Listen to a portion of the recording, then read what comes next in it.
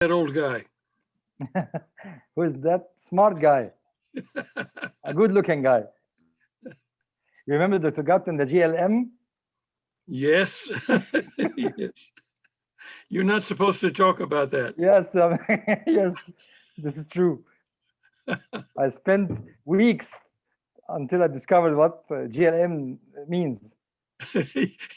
Hatem, stop talking about that. You'll get me in trouble.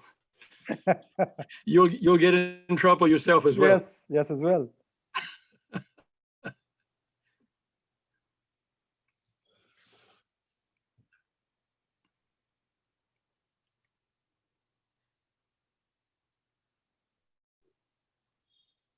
Shall we start now? Ahmed? You muted, Ahmed. Yes, please. Yes, please, Dr. Hatem, start, please. Hello, everyone. Welcome to this very special episode of Cairo University Pediatric Ophthalmology and Strabismus Unit bi-weekly meetings. This episode is so special to us because we are humbled and honored to have a legend in the field of strabismus tonight with us, my dear friend and mentor, Professor Dr. David Guyton, the Zanfield Greger Professor of Pediatric Ophthalmology and Strabismus at the Wilmer Eye Institute, Johns Hopkins University. We are indebted to Dr. Guyton, who tremendously influenced by our unit.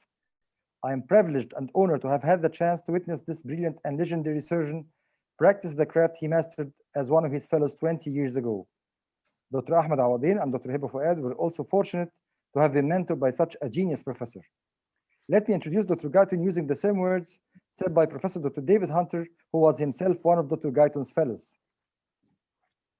David Guyton is a doctor, a problem solver, a clinical innovator, an inventor, a teacher, a communicator, and above all, a warm and generous man. Dr. Guyton's internationally recognized contributions to clinical strabismus and optics include, among other things, the proper techniques for prescribing cylinders, measuring strabismus with prisms, and centering corneal surgical procedures, as well as the potential acuity meter for assessment of visual acuity potential in cataract patients. His fascination with fund distortion has given us the exaggerated traction test for assessing oblique muscle tightness, key insights into understanding the cyclovertical strabismus that can develop after administration of local anesthesia. Also a comprehensive theory that explains the long elusive origins of oblique muscle overaction and AV patterns in patients with strabismus. He has trained more than 50 pediatric ophthalmology fellows at Wilmer and scores of students and international observers, and those whose lives has been touched by him remain a devoted and supportive group. Dr. Guyton has served on the board of directors and as a president of both ARVO and APOS. His deepest devotion is to his research. He has had a long-standing infatuation with automated refraction, building and demonstrating his first optometer and giving himself his first refraction as a medical student. Dr. Guyton has been awarded 11 American awards and has more than 250 publications. How can one man be so accomplished in such a diverse range of areas in ophthalmology? In addition to his natural ability in many areas, Dr. Guyton constantly questions assumptions. He simply cannot stop thinking about a problem once he sets his mind into solving it. Those who know his present work say that some of his greatest achievements lie ahead. Dr. Guyton, thank you for being with us tonight. My pleasure. Thank you, Hatem. It's nice to be with my former students and colleagues. Yes, we are honored to have you with us. Thank you, sir. So we'll move to our cases. We will start with Dr. Ahmed Awadein, who will present a case of, let it be the diagnosis for you, Ahmed. I won't say the diagnosis.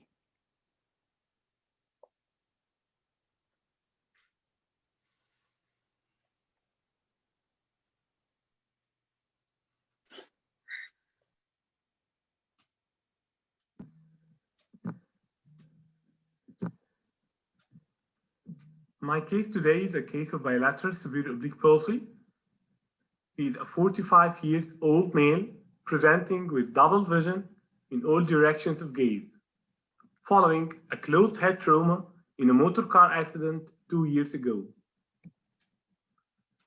There was no relevant medical, ocular, or surgical history. There was a slight facial asymmetry with a wider palpebral fissure on the right side. Visual acuity was 20/20 on both sides. Refraction showed an insignificant refractive error on both sides. In the primary position, the patient presented with a left exotropia and a left hypertropia. This is a close look of the patient's eye in the primary position. Examination of the ocular motility revealed a definite left inferior oblique overaction and a questionable right inferior oblique overaction. In addition, there were bilateral superior oblique underaction, which was more marked on the right side. This is a cardinal plot of the patient showing that the inferior oblique overaction was more marked on the left side, while the superior oblique underaction was more obvious on the right side. There was only a slight improvement of the superior oblique function on Dachshund testing. Examination of the muscle balance revealed an exotropia of 20 prism diopters and a left hypertropia of 6 prism diopters in the primary position. The hypertropia increased on right gaze, consistent with the left inferior oblique overaction, and reversed to a right hypertropia on left gaze. This was associated with a large V pattern exotropia in up gaze that turned down into an esotropia in down gaze. This is the tic-tac-toe plot presenting and showing the measurement in different directions of gaze. On head tilt to the left, there was an increase in the left hypertropia, and on right head tilt, there was a reduction in the left hypertropia, but no reversal to a right hypertropia. Now about the third plane, the torsion. Objectively, there was a +1 fundus extorsion of both sides. Now, when we tested the subjective torsion using the double Maddox rod, in the primary position, there was an extorsion of the left eye of about 10 degrees. And in down gaze, both eyes started to show an extorsion, so that the extorsion added up to 20 degrees in down gaze. In up gaze, there was only a minimal, insignificant extorsion of the left eye. Now, this is the Lancaster red-green plot of the patient. This is the plot of the left eye with the right eye fixing. Now you can see that in the primary position, there was a left exotropia and a left hypertropia with a large V pattern that turns into an esotropia in down gaze, an increase in the left hypertropia on right gaze, consistent with the left inferior oblique overaction, and a reversal of the left hypertropia with the right hypertropia on epiduction. There was a left superior oblique underaction with an increased extorsion looking down and out. And this is the Lancaster red-green plot of the right eye with the left eye fixing, showing similar finding. Again, there was an exotropia and a left hypertropia with a V pattern that turns into an esotropia in down gaze, an increase in the left hypertropia on right gaze, and a reversal of the left hypertropia with right hypertropia on left gaze. There was a right superior oblique underaction, which was more marked than the left superior oblique underaction, and an increased extorsion looking down and out. So to sum it up, if possible, for all the attendees, the patient had a composite of horizontal, vertical, and torsional deviation. Vertically, he had a left hypertropia in the primary position that increased in right gaze, consistent with bilateral superior oblique palsy, and reversed on left gaze with a right hypertropia. There was bilateral inferior oblique overaction, more marked on the left side, and bilateral superior oblique underaction, which was more marked on the right side. There was a V pattern, predominantly an exotropia, associated with an extorsion, especially in looking down. And finally, there was an exotropia, which was slightly more on right gaze. So the questions now: why would a patient with bilateral superior oblique palsy present with an exotropia? Usually we expect to have a V pattern ESO rather than an exotropia. And would you address this exotropia in the primary position, or would you just leave it alone? For the vertical and the torsional components, we have several options. We can do strengthening of the peritic muscle by doing either a Harada Ito or a full tendon tucking. We can weaken the direct antagonist by doing an inferior oblique weakening. And we can weaken the yoke muscle by doing an inferior rectus recession. Doing a Harada Ito procedure would help to solve the torsional component, but would have a little effect on the vertical component. Tucking of both superior obliques might help to improve the superior oblique under action, but the question is, which muscle should we tuck more? We can also weaken the inferior oblique muscle, but it is not customary to have an inferior oblique overaction in a patient with an acquired superior oblique palsy, especially in traumatic cases. And in this case, would you weaken one or both inferior oblique muscles? Finally, we can also weaken the inferior recti because they are the yoke muscle, but again, you have little effect on the torsional component, and the question will be, would you weaken one or both inferior rectus muscles? Dr. Guyton, I would like to hear your opinion.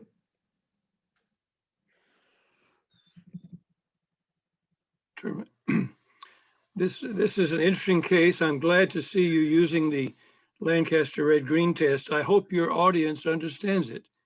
I have a great deal of difficulty getting American audiences to understand the Lancaster red-green test. I think it's perhaps better used in Egypt than in the US. But it's invaluable, as you know. I was always impressed with your automated Lancaster red-green test that you made with the projected video my computer monitor, and I hope you still use that. But this case has some asymmetry, and as you say, has some more exotropia than usual. Certainly has the V pattern and the increasing X torsion and down gaze. First of all, I would never alone weaken the inferior oblique muscles because that does not improve the X torsion and down gaze. That would improve X torsion and up gaze, but you don't have much X torsion and up gaze. So I would rule out weakening both inferior oblique muscles. And I would go to the Harada Ito procedure, probably thinking that an asymmetrical procedure, slightly asymmetrical, will probably help take care of the vertical misalignment that you have. It will certainly take care of the torsion and down gaze. In fact, it has a torsion effect in all gaze directions. I like to put those on adjustable sutures, and there's several ways of doing that, but the way we do it, we take I don't insert a part of the superior oblique muscle, but I separate the anterior third of the inferior oblique muscle, superior oblique muscle, anterior third, and put a suture on it, and put that suture over toward the sclera about 8 millimeters posterior to the top corner of the lateral rectus muscle on an adjustable suture fashion. And we found that making small adjustments, you can sometimes improve the vertical misalignment as well. But we've also found that if you try to correct much vertical with that technique by asymmetrically adjusting the Harada Ito procedures, you can get very, very bad results. So I have to be really careful and not do much adjustment in trying to get rid of a vertical misalignment by the Harada Ito. And I would probably save that until a second procedure if I were concerned about it. I don't know that I would try to fix it at the same time if I can't get it with the bilateral Harada Ito procedures themselves. So does that answer those are most of my comments. Anything else for now? What about tucking the superior oblique? Any indication for tucking the muscle, the full muscle? I just don't have much experience with that because it's hard to adjust. I so like to adjust these sutures, and I don't have a good way to tuck. We did publish a method for tucking the superior obliques back in 2005 in the journal Strabismus, but I found that it's hard to do. It hurts a lot, and I like to adjust. I don't do tucks very much at all.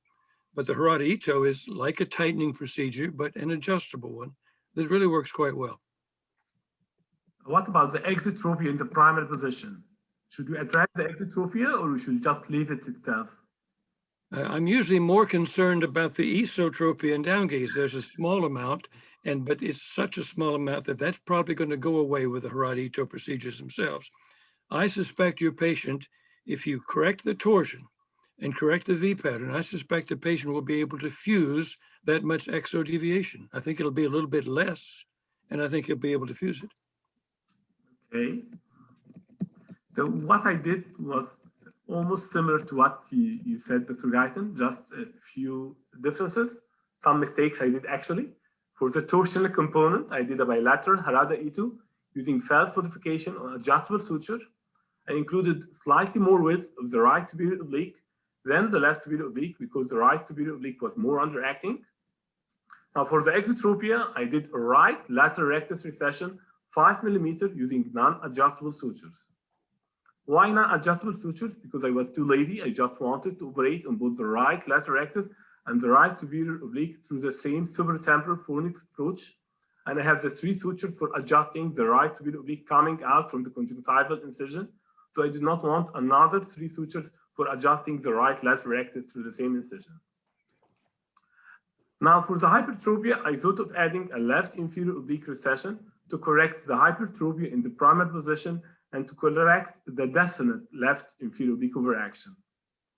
And finally, I added something different. I added a small tucking of the posterior fibers of the right superior oblique.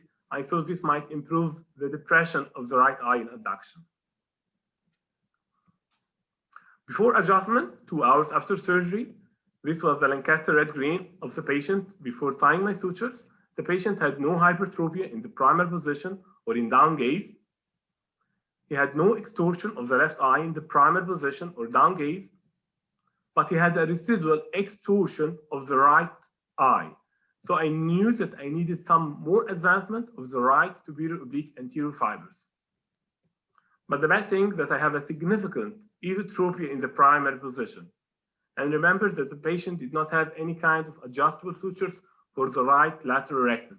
So now I am fixed, or I have to deal with this esotropia that I cannot deal with no adjustable sutures. It was quite large esotropia, and I regretted doing the right lateral rectus recession. So what I did is that I have to put the patient back to sleep again under general anesthesia. I re-advanced the right lateral rectus on the same day to the original insertion. And at the same time, I also advanced the anterior fibers of the right superior oblique because he needed more advancement to correct the residual extorsion. Now, 3 weeks after surgery, the patient had some reasonable alignment. In the primary position, he had only a right hypertrophic flick, and he had an improvement of the esotropia in down gaze. The only problem that I am left with was the left inferior oblique under action, and he had some right hypertropia on right gaze. So do you think, Dr. Guyton, I should not have done the left inferior oblique recession? I would not have. I would have just slightly done some asymmetry surgery like you did, taking more of the superior oblique tendon on one side than the other. And also, I would have left the vertical and the horizontal to do it at a later date. But you got a nice result. I won't argue with that. You always hate to take patients back to general anesthesia the same day, but I have done it before, and I don't regret it. Every time I've had to do it, it's worked out pretty well. Would you like to add anything, Dr. Guyton? I'm sorry? Would you like to add any comment about the case? I just do want to warn people not to do too much adjustment on these cases to try to get rid of a vertical. Because when you adjust too much, you get a very, very strange diamond-shaped pattern that's very hard to fix. We had a paper in at the APOS meeting a couple of years ago about that problem, and we're trying to publish the paper. A young fellow from Lebanon is working on that, and we're trying to get it past the crazy reviewers here in the United States. Thank you. Ahmed, can I add a comment, please? Yes, please. A question to Dr. Guyton. Can you show us your last slide? Sure. Your last one. Okay, I have to share the screen again. 1 minute, please.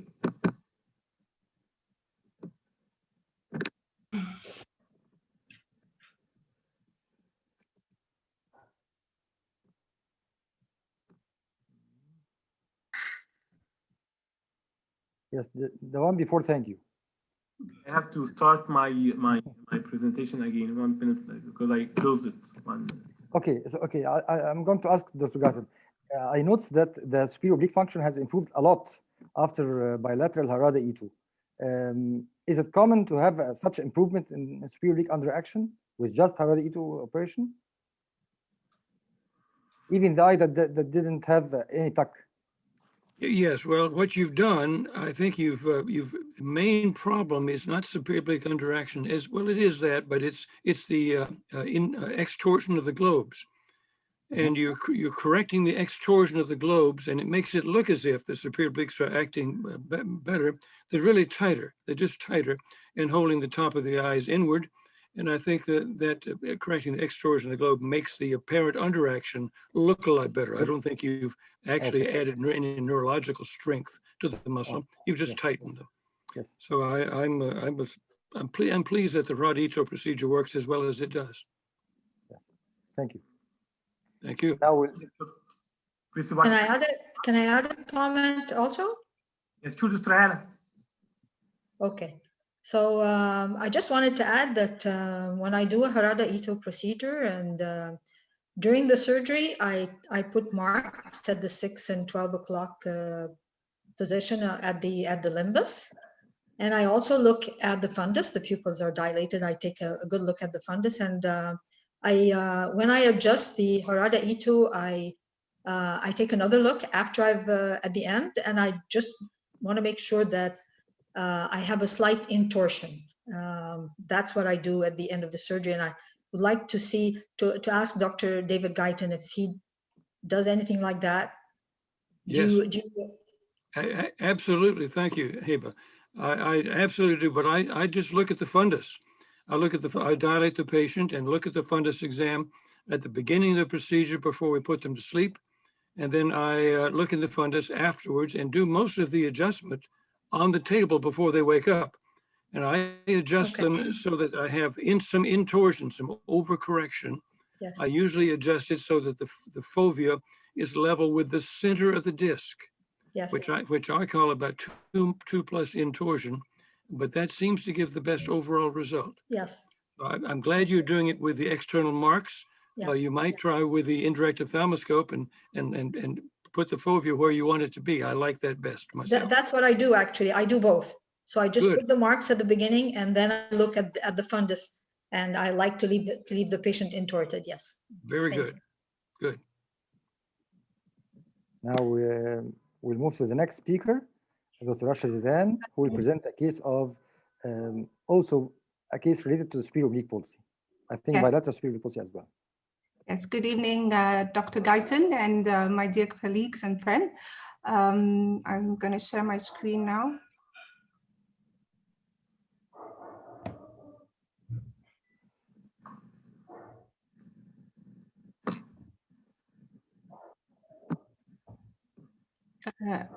It's okay, you can see it? Yes. Okay. My case is about a little girl. She's a 9-year-old girl. Her parents brought her complaining that she had a vertical ocular deviation, and she recently developed an onset of a head tilt. Her refraction was plus 3.5 bilateral, and her best corrected visual acuity was 1. On examination of the patient, she had a right hypertropia of 16 prism diopters and a right inferior oblique overaction of plus 3 and a left inferior oblique overaction of plus 2. However, she had shifting or reversal of the hypertropia. In the right gaze, she had a left hypertropia, and in left gaze, she had a right hypertropia. And these are her measurements in the different gazes and in up and down positions.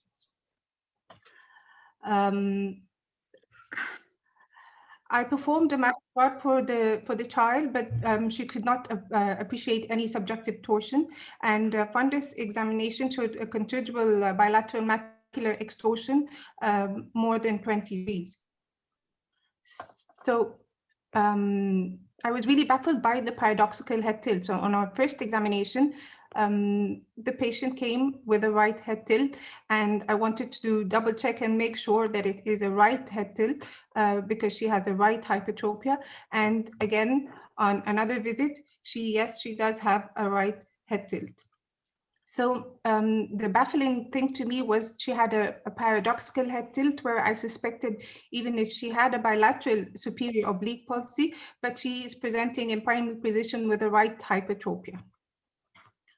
On performing the 3-step test, there was a right hypertropia on the right head tilt, but that was not reversed, and I could not appreciate any hypertropia on her left head tilt. So I started to ask, was this a DVD? But this hypertropia respected Herring's law, and there was a, if the right eye was hypertropic, when fixating with the right eye, the left eye would move down and then reversed again. So it wasn't a DVD.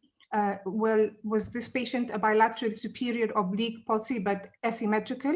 That was my most likely diagnosis, but again, the head tilt still confused me. Or was this patient just a cyclovertical tropia? She had just a torsional tropia, and this wasn't really a superior oblique palsy, but I had no means of really hitting the target there and reaching my diagnosis of that. The side of the head tilt, well, after reading, and I came to the conclusion that maybe the head tilt was in the opposite direction, or a paradoxical head tilt, so that she could actually separate the images so that they became wider apart, rather than her trying to fuse the images. Or was this another adaptive change of the otolith ocular reflex, and this head tilt is not really related to the torsion that has brought it on? So again, these are questions that I would like to ask you, Dr. Guyton, and I'll tell you what I went for and what to do.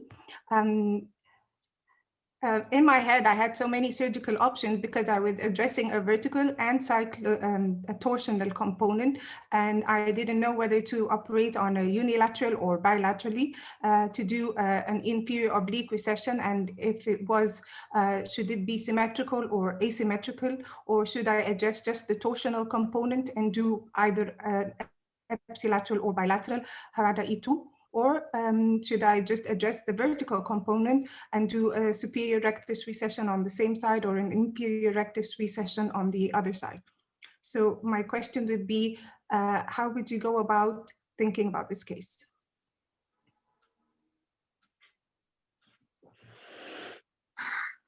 Guyton, you're muted. Dr. Guyton? Dr. Guyton, you're on mute. That was very good, Rasha. You're thinking about all the right things. Did she fix with the right eye or the left eye when she tilted her head? She fixed with the left eye. Left eye, okay. So she was, another thing you might think about, although I haven't seen it often, if she was monocularly fixing with the left eye, she would be straightening the fundus in that eye, because that eye was extorted, right? It was extorted, so she would be straightening the vertical meridian of the left eye when tilting her head to the right. In other words, straightening now usually people adapt to head tilts, and they don't, if they have monocular fixation, they usually learn to think of the world upright, even though the fundus may be extorted. But her fundi are so very much extorted that maybe she, instead of adapting, she adopted the right head tilt to straighten the fundus of the left eye, the fixing left eye. Let me ask you further. Did you see any evidence of nystagmus at all? Any evidence of nystagmus? No, I didn't, but I will tell you what I saw after I performed, because I will show you her pictures after surgery. And after surgery, which like 6 weeks later, I started to notice some nystagmus. Okay. But that would be also coming up right now. Now, when you have nystagmus, of course, the people can adopt a head tilt to somehow damp the nystagmus. So you see it a lot in DVD. in some other types of cyclovertical nystagmus. We don't know exactly why. I think the pathways are so complex, we can't figure it out. But sometimes the head tilt will be adopted to damp the cyclovertical component of the nystagmus. So I'd be concerned about that here. Did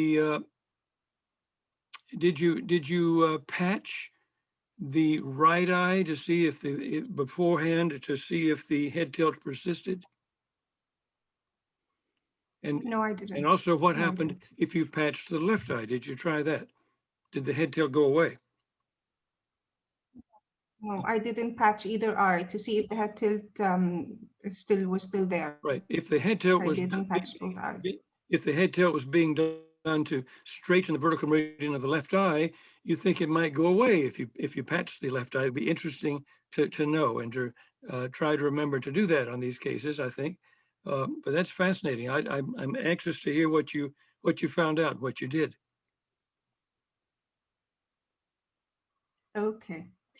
So these were my surgical options, and I decided to go for an asymmetrical inferior oblique recession because I was very sure that you had bilateral inferior oblique overaction and the macular extorsion, which I thought would correct a considerable part of the extorsion that was present. So this is her picture 1 week post-operative. The right hypertropia in the primary position wasn't, I couldn't see it, but she still had a right inferior oblique overaction that was still present. But performing the 3-step test, again, I couldn't appreciate the first week a hypertropia on both right and left head tilt. But what was confusing was that this patient, as seen in this picture, she had a reversal of her head tilt. So pre-operatively, she was tilting to the right, and post-operatively, she was tilting to the left. And 6 weeks post-operatively, she still had an inferior oblique overaction on the right side. And she started, the 3-step test started to develop a small hypertropia on right head tilt. So these are her measurements post-operatively. There was still a right hypertropia in right gaze and also on right head tilt, but on left tilt and on left gaze, on right gaze, there was no hypertropia. Do you have any, that's what I was asking, measurements of fundus torsion. Go ahead. Yeah.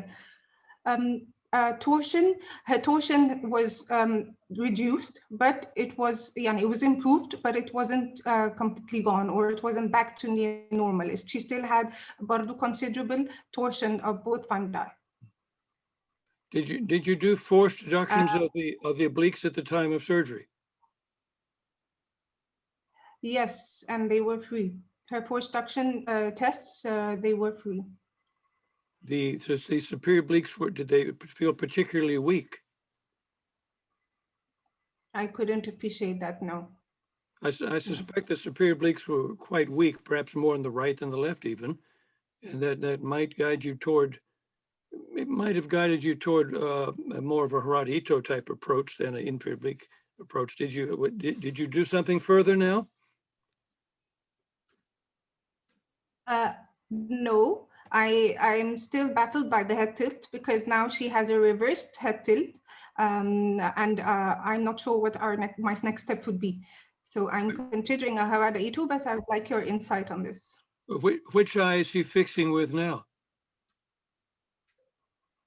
Which is fixing eye? I think she's fixing with the right eye now. So the fixation switched to the right eye with the surgery. And the whole, again, I've rarely ever seen a person tilt ahead to straighten the fundus, but she now is doing that. If she's fixing with the left eye, she would see the world perhaps straighter when tilting her head to the left. If she's fixing with the right eye now, because the right fundus is extorted, and if you tilt your head to the left, you straighten the right fundus. So I don't know if that has any, it'd be interesting to see if you patch one eye or the other eye now, what happens? You may find Yes, if I have to you patch the right eye, you may get a head tilt back to the left, to the right, and it'd be interesting to patch one eye at a time to see what happens with a head tilt. How would you explain in that, yani pre-operatively, she has a head tilt to the other side, although is she trying to fuse, yani, or is she not trying to fuse the image? No, she's not trying to fuse. It's either nystagmus that she's damping, or suspects trying to straighten the vertical meridian of the left fixing eye, because that vertical meridian is extorted a lot. And to straighten it, you tilt your head to the right. Right? Left eye is extorted, tip your head this way, and then the world is straight. I have not seen that commonly, but she has so much extorsion and this paradoxical head posture that I'm beginning to think that may be the case. A very interesting case. Thank you, sir. What would your next surgical step be? Would you perform a Hada Ito procedure? Probably so. I'd want to measure the torsion, up gaze, straight ahead, and down gaze, and very likely a Harada Ito procedure, some slightly asymmetrical depending on the torsion and the hyper that you have. I would do a adjustable Harada Ito procedure such as Dr. Awadein did on his case. I think I'd always have to have the patient in hand and look at the fundus carefully. I'd love the Lancaster red green test. I don't know if you ever do that, but it's a very excellent test to figure these things out with. No, I haven't performed it into. Right, very nice case. It takes a while. It takes my fellows about 6 months to learn how to interpret the Lancaster green test. Tell me, Dr. Guyton. Thank you very much. Yes. Thank you. Very good. Thank you very much. Rasha, can I ask you for something, please? Yes, Dr. Helle, please go ahead. Can you put back the picture of the child before the surgery? Because I have an impression, I don't know if I'm imagining it, but I see some facial asymmetry in the girl, which is common with congenital fourth nerve. But I see the asymmetry in a way that says that probably at one point in time she was tilting her head to the opposite side. Like I see like a hypoplasia. I don't know. I see a hypoplasia on the left side of her face. Does anybody see that, or does anybody see an asymmetry in her face? Yes. It's pretty small, isn't it? Yes, it is. But I'm thinking maybe was she originally tilting to the left, and then for some reason that was too much trouble for her fusing, and so she tilted to the left, to the right side to put the images far apart, or? That was what Rasha was presupposing. It's certainly a possibility, yes. Yeah. Let me mention something though. It's long been thought that a chronic head tilt leads to facial asymmetry. That's been taught for so long. And yet we wrote a paper, we investigated that about 25 years ago. We looked at a bunch of patients with head tilts from DVD, from very early life, from age 8, 9 months onward. And we did not see any facial asymmetry develop in those patients with chronic, long-standing head tilts. And yet we saw many patients with facial asymmetry with a hypertropia from fourth nerve palsy. So we concluded from that very likely it's not the head tilt that causes the facial asymmetry, but they're both caused by the same developmental problem. Yes, I know that. I know. Yeah. I know that that's your theory. Well, that's my theory, but we have the data to back it up, I think. Well, why don't you or somebody in Egypt come up with a similar study to determine whether I'm right or wrong? I'd like to know. I just want to point out that I did question the mother several times, and she insisted that this head tilt is of recent onset, and I actually she showed me pictures of her at a younger age, and she didn't have any head posture. She didn't have any abnormal head posture. So this was one of the things that brought her for examination, because she realized that she had a head tilt, which she continuously told the child to correct, and a vertical deviation that wasn't noticed before. Had she gotten new glasses recently, or glasses for the first time recently? No, she's been using her glasses for some time, for a few years. I see. Sometimes if you correct an eye that has been not seeing well and starts seeing well, new things like can happen as to how they hold their heads. Interesting. Excellent case. Thank you, sir. Thank you. So you think you want to do something else for the head tilt, because cosmetically she looks pretty good now? Do you think you need to do something else for the head tilt? I would do exactly what you said. No, go ahead. Sorry, Rasha. I'm thinking, yes, I would do go ahead. The Harada Ito the same way you suggested. Does she have any evidence of fusion anywhere, ever? Rasha, have you tested fusion? Any fusion? Or stereo? What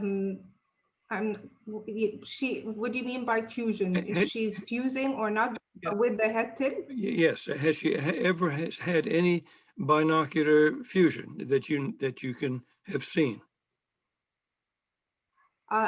I did. I would assume that she had a binocular fusion if this head tilt was recent. Beforehand, I would assume that she was fusing. Okay, but you don't know. We don't know really what caused the head tilt to come about, do we? No. Very, very, very funny. It's curious.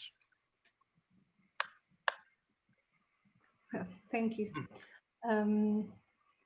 I wonder. You wonder in some of these cases whether or not an MRI might be useful, because I was going to ask this as well, to check if the superior obliques are atrophic or if they're okay. I was going to suggest maybe we do an MRI to examine the superior obliques. Examine, at the brainstem level, and I would think I'd look at the brainstem, because some of the brainstem, the obliques are very susceptible to some types of tumors. If that were the case, that might explain the delayed onset of this problem. Yes. Okay. Good. I would do that. Yes, I think this is again very, very true, because bilateral congenital superior oblique palsy is also very rare. Right. Can I add a comment, please? I noticed that the photo after the surgery, I think she's fixing with her left eye. Can this be a result of some problem in the inferior oblique after surgery of the right eye? So that's why she switched the head tilt to the other side? The next one. The next slide. This one? Yes, this. No, the one afterward. This one? These are the post-operative pictures. It's hard to know which eye was looking at exactly at the camera. It has to be looking exactly at the camera. Yes, the one she was looking exactly at the camera. Yeah. The collective one. No, the afterwards.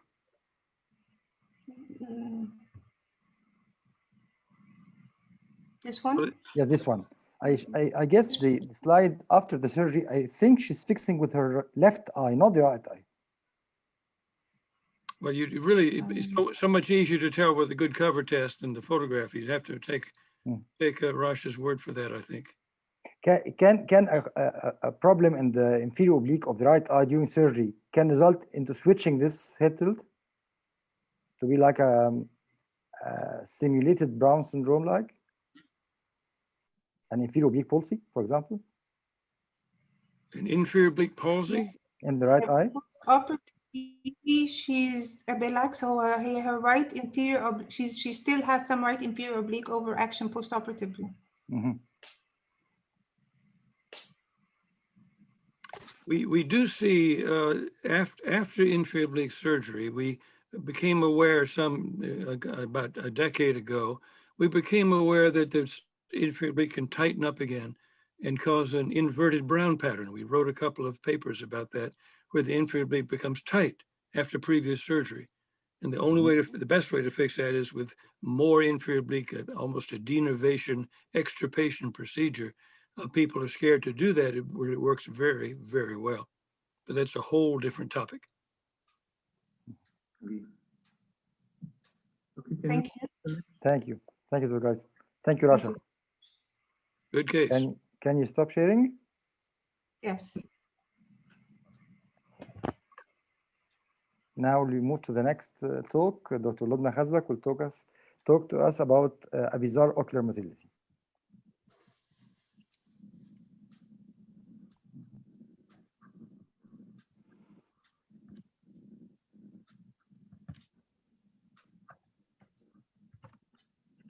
Good evening, Dr. Guyton. It's a pleasure to have you with us with your valuable comments and experience. And good evening, dear colleagues. I'm going to present a case of a 3-year-old girl presented with chin-up position, limitation of ocular motility in up and down gaze. Her condition was noticed by her parents since birth, and she has a brother, 1-year-old, with the same condition. Here is the girl with chin-up position, ptosis, bilateral ptosis. She's vertically, has no vertical deviation. As regards to the ocular motility, there is a limitation of elevation with esotropia on trying to look upwards. Horizontal movements here is okay as regards to in the right gaze. When looking, trying to look downwards, there is underaction of the left inferior rectus muscle and some exotropia on down gaze. Here also the situation when she looks to the down gaze, there is marked exotropia of the right eye. She had bilateral ptosis, limitation of elevation of both eyes, the right eye -5, left eye -4, esotropia on attempted elevation, exotropia on looking downwards, limited adduction of the right eye -1 and limited abduction of the left eye -2, while the left medial rectus and left and right lateral rectus are okay, the movement is okay, and there is limited depression of the left eye. This is her refraction, almost the same in both eyes, normal anterior segment and posterior segments, and no systemic or neurological abnormalities. Differential diagnosis includes congenital fibrosis of the extraocular muscle, isolated third nerve palsy, which is not the situation as the patient is not exotropic, isolated congenital ptosis, but the presence of limitation of vertical movements is against this. Congenital myasthenic syndrome, this has a certain pattern which appears on fatigue and at the end of the day, which is not our situation. Progressive external ophthalmoplegia, this condition is progressive, but our case, it is stable and dating since birth. Mobius syndrome, there is no facial or abducent paralysis and no any other cranial nerve abnormalities, which excludes Mobius syndrome. Maybe other CCDs as Duane retraction syndrome and horizontal gaze palsy, which is not the situation in our case. So a diagnosis of congenital fibrosis of extraocular muscle type 1 was made based on the clinical signs. However, genetic testing wasn't available to check for the abnormal genes. For seduction test, there is severe tightness of the inferior rectus muscles and mild tightness of all other extraocular muscles.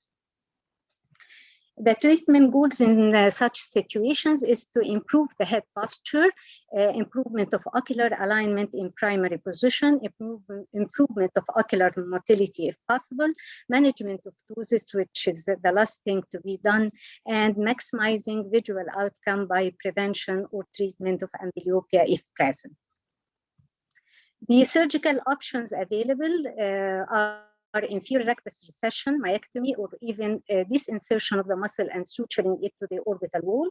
Superior oblique tenotomies. Resections are not recommended. However, in some study, they recommend superior rectus plication or resection as made by Hunter recommended by Hunter in 2019. But this is not preferred as it can increase the retraction of the globe and the abnormality. If the exotropia is present, large lateral rectus recessions are recommended, or fixation even of the lateral rectus to the orbital wall, transposition of the superior oblique to the medial rectus, insertion, buttocks, and medial rectus resections, which is also not recommended. These are the options. So the decision was made to do step surgery. First, to start by bilateral inferior rectus recession, 8 millimeters. I did it 8 millimeters in both sides. And this is the post-operative condition. Here, as you see, there is exotropia, and there is right hypotropia after recession of both inferior recti. On looking downwards, there is marked exotropia in down gaze. I wondered why this muscle is, this right eye is still hypotropic. When I revised the preoperative pictures, here is the post-operative also. There is some limitation of adduction of the left eye, which wasn't present preoperatively. When I revised the situations, compare the picture of the preoperative and postoperative as regards the hypotropia. I found that the right inferior rectus movement in down gaze was okay, and the left inferior rectus was underacting. I recessed both by the same amount, which resulted in the right hypotropia as she is fixing with the left eye. So the right eye became hypotropic. Was my mistake. I should recess the left inferior rectus less than the right one to keep the vertical alignment intact. And here, this video is the post-operative with very bizarre motility, will be shown here.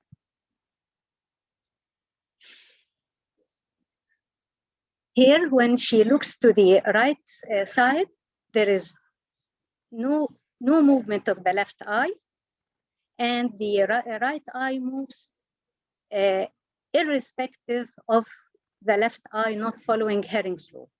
She's trying to control her eyes, but there is a shooting, lateral shooting of the right eye toward the right side.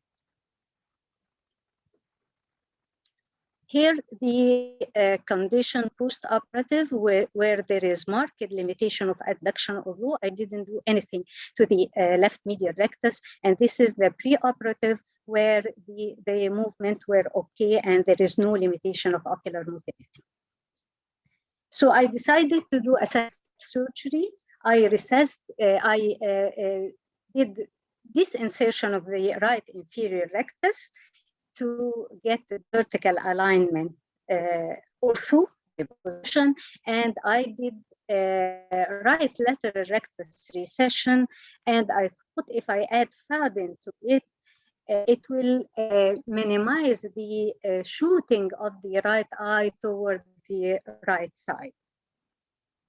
This is the post-operative after the second surgery.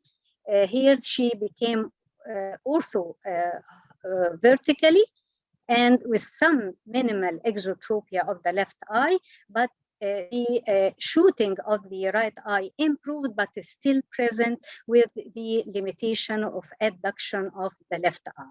So the question is, what is the cause of such limitation of adduction? Is it the overaction of the right lateral rectus and as if shooting of the lateral rectus, or there is something else when we recess the inferior rectus happen? The second question, how to deal with such situation of ugly turning the right lateral eye to the right side? Dr. Guyton. Very interesting case. I had a very similar case about a month ago, and I was lucky to. It was asymmetrical, tight inferior rectus muscles, and some tight other muscles as well. A lot of fundus extorsion, and I did asymmetrical recessions of the inferior rectus muscles, 8 millimeters on the less involved side, and about 14 on the more involved side, as far back as the muscle would go.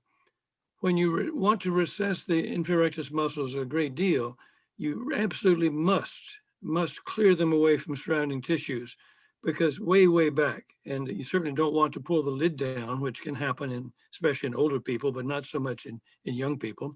But you have to clear them so far back, and 14 was as far as it goes. Now, when I recess the inferior rectus muscle, I always, and I think Dr. Awadein wrote a paper on that when he was with us, I always use a permanent suture, and I always attach the muscle at least 4 millimeters posterior to the original insertion, so the ends of the permanent suture won't erode through the conjunctiva. I always do that, but I stopped using Vicryl, an absorbable suture, 15 years ago, and I have not had any slippages since that time. But before that time, about 6% of our inferior rectus muscles did not attach well and slip. I was interested to see the posterior fixation suture that you tried on the right lateral rectus muscle. I was in a meeting with a bunch of other strabismologists. We have what's called a squint club here in the United States, about 25 ophthalmologists, mostly interested in strabismus. And we were talking about posterior fixation sutures. Nobody believed that you could do a posterior fixation suture on the lateral rectus muscle because you couldn't get back far enough. The muscle is attached to against the sclera so far back that no one had been successful ever in doing a posterior fixation suture successfully on a lateral rectus muscle. And I see that what you have there as well. Now, my question is, I suppose she doesn't fuse, is that correct? I suppose so, but I'm not sure, because she's 3 years old and she's not cooperative. In order to examine her, I should elevate the lids by her mother's, and it was very difficult to tell. Right, okay. Now, if she had a head turn and was using her left eye causing a right head turn, then it makes sense to move the left eye nasally to get rid of the head turn. But if she doesn't have a head turn, and I don't see much on the picture. Yeah, she doesn't have any head turn. I would not worry about the right eye shooting out like that, because she probably, as she gets older, will learn not to try to look in that direction and not to create that large right exodeviation. So but it happens spontaneously, and she's tried to control it, but it happens every now and then, which is very annoying to the mother. And right, to me, of course. But she's only 3 years old now, is that right? No, this was 6 years ago, and she refused to do a third surgery. I see, okay.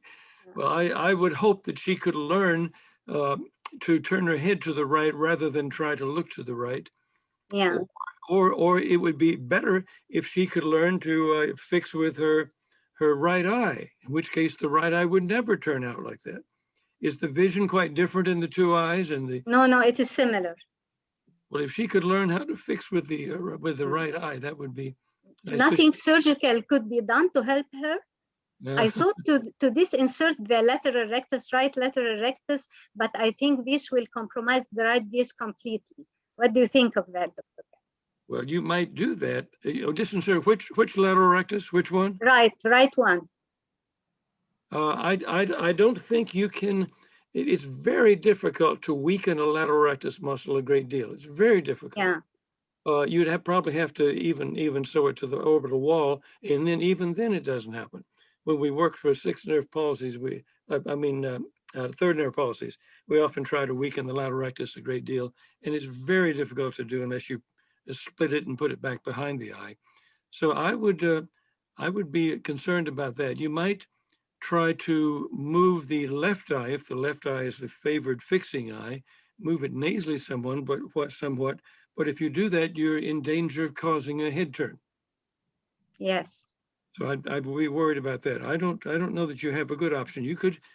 I guess you could try to really weaken the right lateral rectus muscle as you're suggesting, but you'd have to go way back and probably have to do an extirpation of that muscle as best you can. Even then, it's almost impossible to weaken it fully, but I think that's what you'd probably have to do. And then of course, when she tries to look to the right, the esotropia that she might develop might be more objectionable than the exotropia she has now. Yeah. I don't know. It's a very tough. But this doesn't result in fistule. Result in what? Abnormal head posture and fistule. She's going to adopt a fistule if I weaken markedly the lateral rectus. And what's the explanation of the under action or limitation of adduction of the left eye post-operative? Well, I think you probably have a tight left lateral rectus muscle, a tight one. But if she's fixing with the left eye and holds her head straight, then if you weaken the left lateral rectus muscle, you're going to create a head turn, which you don't want to do. Mm. So it all depends on which eye she fixes with, which will dictate what the best way to deal with that is. It's a very tough thing because they're not normalized. Innervation is normal. They're tight, and it's one of the hardest things to get good results with in strabismus surgery. Generally, you want to overcorrect because you almost always get a wearing off of some of the effect. Is there any role of superior oblique surgery? I don't think so. Tenectomy? I don't. You don't think so? If you have a tenectomy, if you have a big A pattern, you might. But now she has in down gaze. I think she does have. Yes, she has an A pattern in down. Yes, and yet she has fundus. We don't know about the fundus torsion. Have you seen the fundus torsion? Originally, it was probably extorted if she had very tight inferior rectus muscles, and that is so unusual. If you have tight inferior rectus muscles and fundus extorsion, it's so unusual to have an A pattern. Usually get a big V pattern with that. Yeah. So it's all bets are off. You can't follow the general rules in cases like this. You have to be very pay good attention to which is the fixing eye and be. The left eye is the fixing eye. Always, okay. Always, yeah. I would be concerned about loosening the left lateral rectus muscle because then you'll create a head turn to her left, I'm afraid. To weaken the left lateral rectus? Yes. Okay. To try to improve the adduction of the left eye, but I don't think you can. I think that would create a left head turn. What is the cause of such limitation of adduction of the left eye, which wasn't present pre-operative? Do you have any explanation of that? No, I don't know why it showed up post-operatively like that. But I suspect that the lateral rectus muscle would be very tight. You felt tightness of most of the muscles at the time of surgery, I believe. So I suspect that I suspect you'd find it tighter than it should be, or you might have weak innervation to the medial. You don't know. The innervation pattern is so mixed up in these patients. Yes.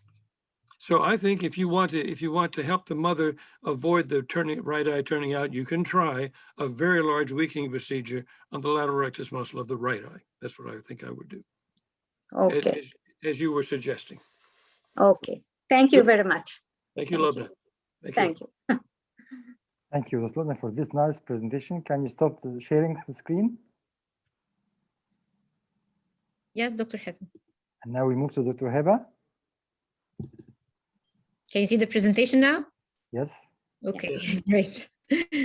So good evening, dear professors and colleagues. I would like to welcome my dear professor, Dr. David Guyton, for joining us today. I'm going to present a case of esotropia in a myopic child. So types of strabismus with myopia are either concomitant, incomitant, or rare forms of strabismus. Concomitant strabismus, the most common type is the intermittent exotropia. It can also present with infantile exotropia or infantile esotropia. Secondary forms such as sensory exotropia and anisotropia, and myopia with retinopathy of prematurity. The incomitant strabismus is the heavy eye syndrome, and there is also a rare form of strabismus, which is a progressive esotropia with myopia. The most common type of myopia, strabismus with myopia, is the intermittent exotropia. It was postulated that myopia might lead to intermittent exotropia through the decreased demand for accommodation and hence lower convergence. It was also postulated that intermittent exotropia might lead to myopia through the increased accommodation and increased convergence. Many papers found out that a lot of children with intermittent exotropia might develop myopia. Up to 70% of intermittent exotropia children might develop myopia. Other papers suggested that the incidence of myopia in intermittent exotropia is as common as children who do not have intermittent exotropia. Myopia in infantile exotropia is also not uncommon. It's a stable constant misalignment. Should be corrected with spectacles and amblyopia therapy. Also, the surgical alignment should be performed before the age of 24 months to achieve the best motor and sensory outcomes. Myopia and infantile esotropia, 10% of children who present with infantile esotropia might have myopia. Other entity is the children who have esotropia for near only and are myopic. These children have high ACE ratio, and bifocals might correct the condition. Myopia in a sensory XT, it was before it was postulated that myopia or any form of sensory deprivation in children might be presented with esotropia, but recently the studies showed that an isometropia or sensory deprivation might present with sensory esotropia or exotropia equally. Myopia in heavy eye syndrome is a type of strabismus that appears with high myopia due to the infraplacement of the lateral rectus and the nasal displacement of the superior rectus. It usually presents with esotropia hypotropia complex. Also, less commonly, it might present with the exotropia hypotropia complex. And the rare form is the myopia and progressive esotropia. It was first described by Dr. von Gravis and Biljowski. They described myopia with progressive distance esotropia and horizontal diplopia. And in these patients, there was only limitation, a very mild limitation in adduction and normal ocular orbital imaging. In 2010, in an ARVO meeting, a paper was published or was presented to describe the possible pathogenesis for Biljowski comitant esotropia in myopia. In this study, it was suggested that myopic overcorrection for distance increased accommodation demand for near, which in turn the patient had to do more convergence and accommodation spasm, and then there was inability to relax convergence for distance, which might lead to esotropia for distance followed by esotropia for near. The psychoplegia in this study eliminating the esotropia for distance and diplopia in the age group which was in the study, aging from 21 to 48 years of age. But when near esotropia developed, cycloplegia alone was not more effective and surgery was necessary.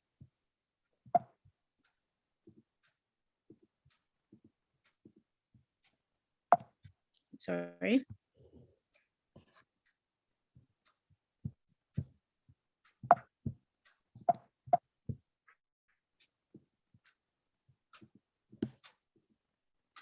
Okay, so now I'm going to present the patient, a 6-year-old female patient with history of glasses wear since the age of 1.5 years. Best corrected visual acuity was 0.4 in the right eye and 0.5 in the left eye. The refraction was -9, -1.5 astigmatism in the right eye, and -8, -1.25 astigmatism in the left eye. The patient was completely ortho without the glasses, but as soon as she wears the glasses, there was a right esotropia of 50 present diopters with the glasses for near and distance.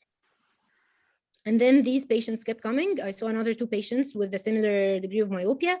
Both were females. They were orthotropic without the glasses. And as soon as they wear their glasses, esotropia appeared. So what are the possible causes? Overcorrection, decentration, high ACE ratio, or another mechanism. So with overcorrection, minus lenses increase the measured deviation. So if the patient had exotropia, it will appear to have more exotropia with the glasses. And if the patient had esotropia, the measurement will be higher, so that we decrease the measurements of the recession during the decision for surgery if the patient is wearing a high minus lens. So overcorrection might also induce accommodation and more convergent, causing esotropia.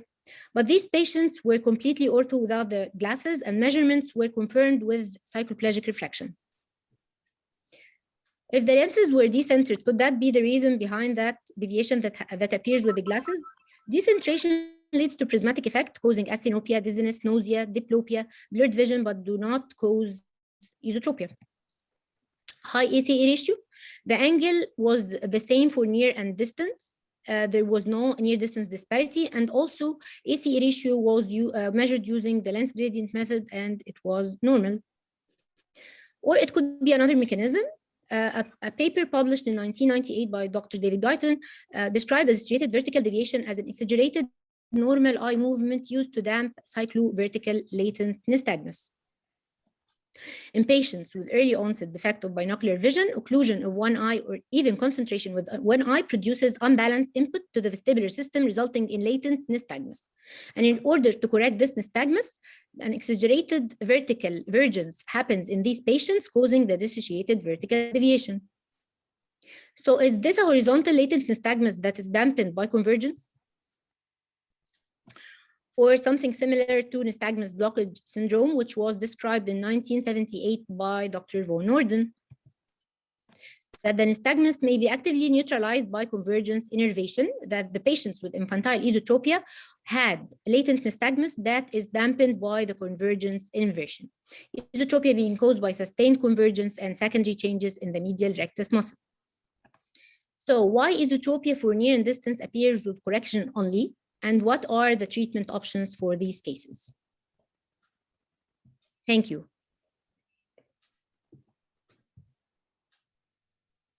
Mr. Guyton? Dr. Guyton, please unmute yourself. I strongly suspect that it's the AC ratio that is at fault here. And it depends on how you measure it as to what you get. Because these children, and I have one adult that it's a similar, about a 35-year-old lady who had the same thing. I'll describe. With children when they're young, they're myopic. They can see up close. They learn to fuse. They learn to hold their eyes straight up close. But they cannot converge up close because they'll go esotropic. But while they're learning to fuse, holding their eyes straight, they're seeing up close already because they're myopic, and they learned the world is fine except that the world is blurred. And then when you but they don't have much convergence ability, and so the AC ratio, I suspect, adapts to that, and you get you're not used to accommodating, so that when the glasses are put in place to correct for distance, then the patients have to accommodate for the very first time. And I suspect an ACA ratio has developed at that point where the person, even with a small amount of accommodation, converges a great deal. But let me explain the older patient I had that had the same problem. This was a veterinarian, a lady, who did surgery on animals and had myopia about -5, correction for myopia in both eyes. And she had LASIK surgery. She was about, I guess, 38 years old, or maybe in her early 40s, but he had LASIK surgery for her 5 diopters of myopia. The problem is the LASIK surgeons did not measure look at the alignment of the eyes at all. She was straight for distance, no problem. She was straight up but she was in the habit of taking her glasses off all the time to do her LASIK, her animal surgery. When she had the LASIK surgery, it was suddenly like correcting her myopia with glasses. But she couldn't accommodate because she'd never learned how to accommodate. She had been taking glasses off all the time for up close. She was like these little kids. They were looking up close without having to accommodate. And she found that she developed a large stroke, the LASIK surgery, because now she had to accommodate to see up close, and she had to stop her veterinary practice. So it's a similar sort of thing happening in these young children who never have to accommodate at first. And when they do start accommodating, when you give them glasses, they have this very large convergence. But before that time, they had learned how to converge to see up close without accommodating. So they were converging a lot to see up close normally with fusion without accommodating. So the ACA ratio would be accommodative convergence high, accommodation next to 0. So they had a very high adapted ACA ratio. And when you put the glasses on, then you see exactly what you saw. Now, you did mention the business about the convergence happening in dissociated deviations. The type of convergence that happens with horizontal, that blocks horizontal latent nystagmus, is convergence. The first people who described associated horizontal deviation unfortunately got it wrong. They thought it was an exotropia that was the horizontal deviation. These people have exotropia, and they converge to block their horizontal component of latent nystagmus, and the recovery from that convergence was what was mistaken by most people in describing DHD. DHD is exotropia with convergence to put the eye straight, and then relaxation of convergence to go back to the XT. So these children possibly may have not cyclovertical nystagmus at all, but may have a strong horizontal latent nystagmus, in which case, if you cover either eye, they're going to go esotropic behind the cover.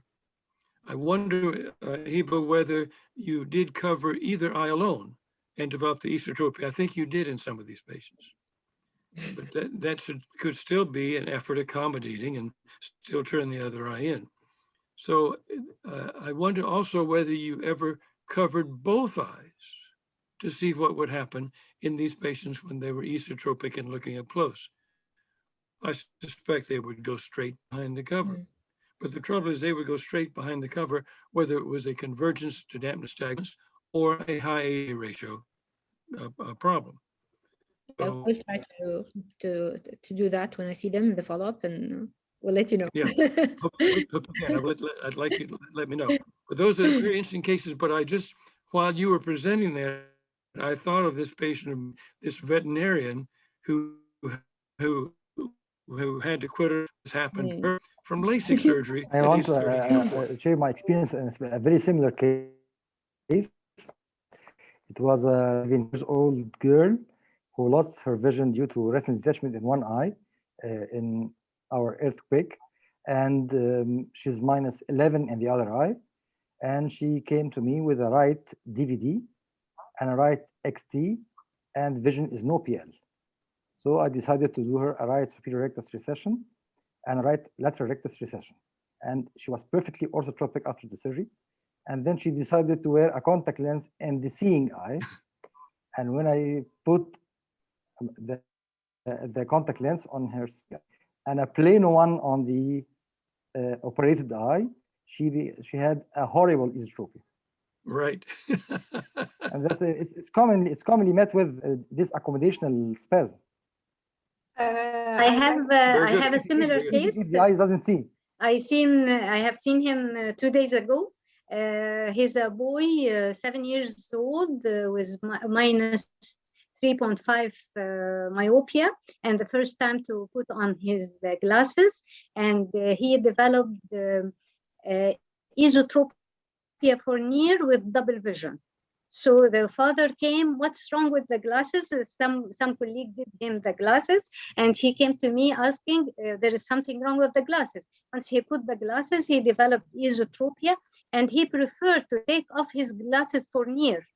And but for far, he put on his glasses and he's comfortable. And this is, as you said, the first time to use accommodation with high ECA ratio. So what to do? Whether to decrease the correction or to put bifocal or what? His ortho for far, but esotropic for near with double vision. I'd go with the bifocals myself. I think so. Bifocals. In the future, it's probably wise to, if you have an esotropic child, to give them some correction, maybe not full correction early on. We don't want to make the esotropia worse by fully correcting them all the time, but maybe give them some of the correction in very early life so they don't develop this high ACA ratio. And how much do you give the segment of bifocal? Is it +3? Whatever it takes to get rid of the esotropia. Yeah. I don't want to overdo it, but whatever it takes.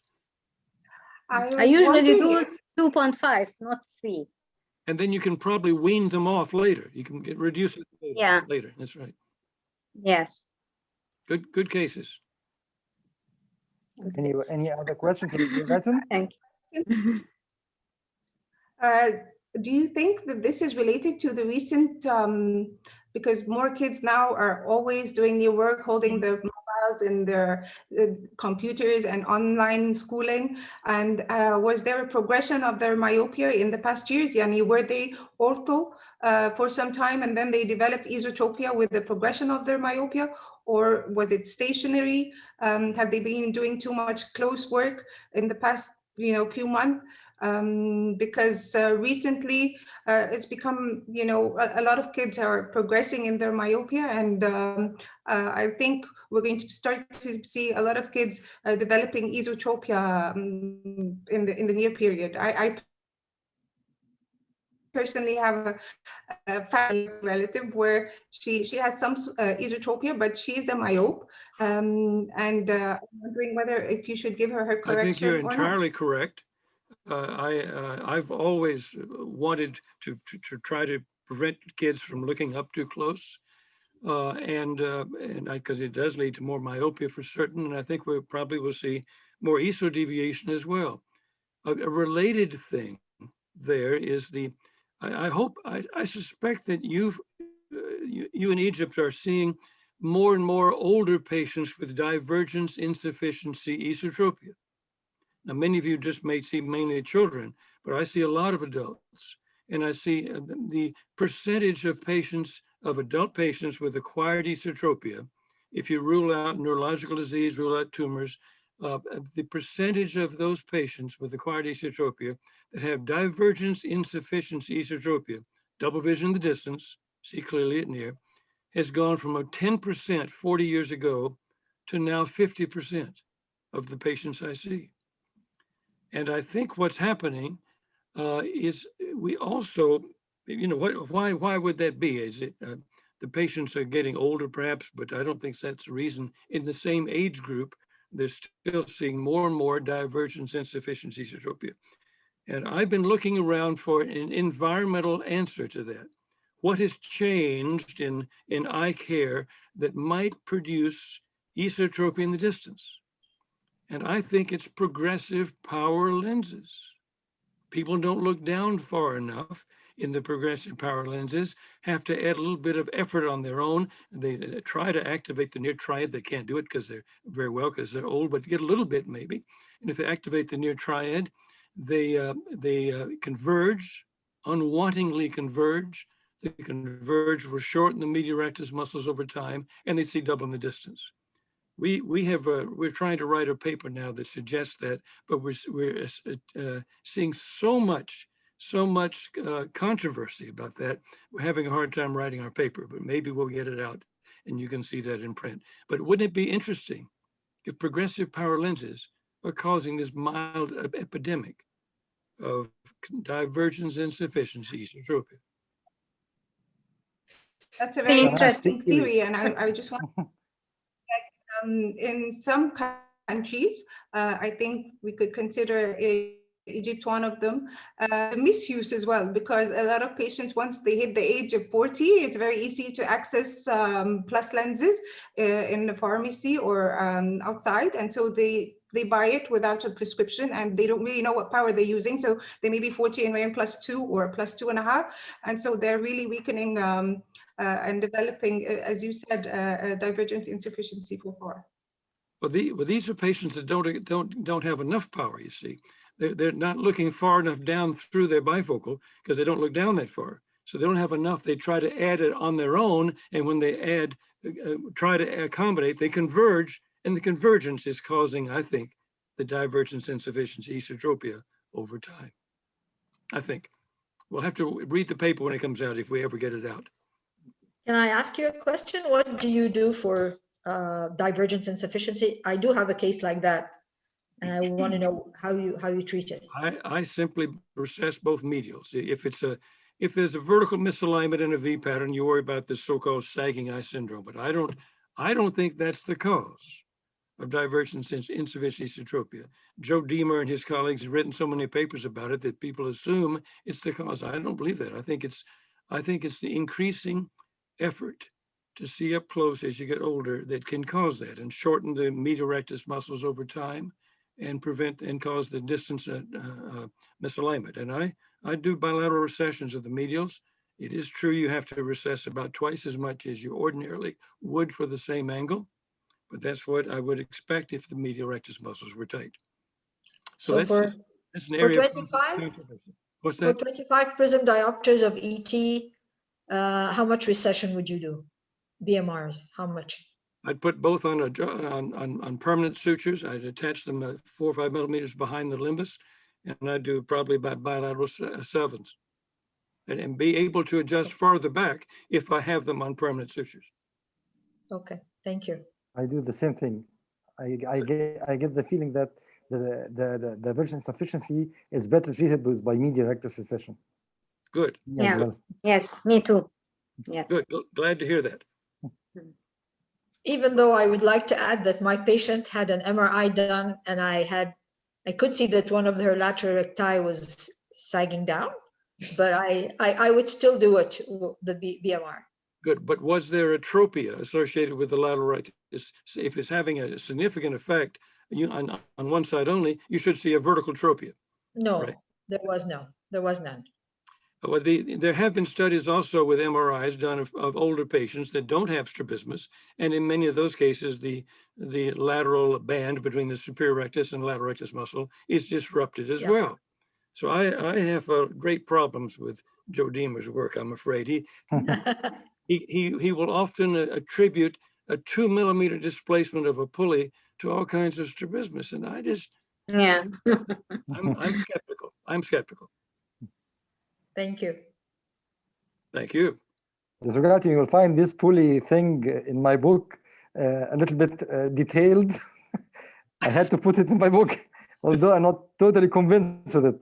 Well, I suspect you might have had to put it in because some editor insisted on doing it, but yes. we will see. We will see who's right in the future. Yes. Yeah. You know, there's a good saying I like to give. There's a German philosopher, Schopenhauer, in the 1800s. He says, if you come up with something totally new, there are 3 stages it has to go through. If it's truly new, well, first it's ridiculed. Secondly, it's violently opposed. And then with the passage of time, it's accepted as being self-evident. You never get any credit for it. So we're at the ridiculed stage or the violently opposition stage. Now, in many of the things we do, it takes time. It takes time for truth to come out, I think, sometimes. Yes. Any other questions to Dr. Guyton from the panelists? We'd just like to thank Dr. Guyton for his honor that he gave us by attending our meeting and sharing his wonderful thoughts with us. Thank you, Dr. Guyton. Thank you. It was a very, very good meeting. Excellent cases. So thank you for going Thank to the you. trouble to presenting them and for inviting me to come. I really enjoyed Thank it. you very much. Thank you So very to- much. Thank you, Yeah. Dr. Dawson. I have to Thank thank you. you very Thank much, you, Dr. everyone. Guyton, for your valuable thoughts. I have to thank all the panelists for the great presentations and the audience for attending our meeting. Very And good. see you in future meetings. Thank you. Thank Good. you.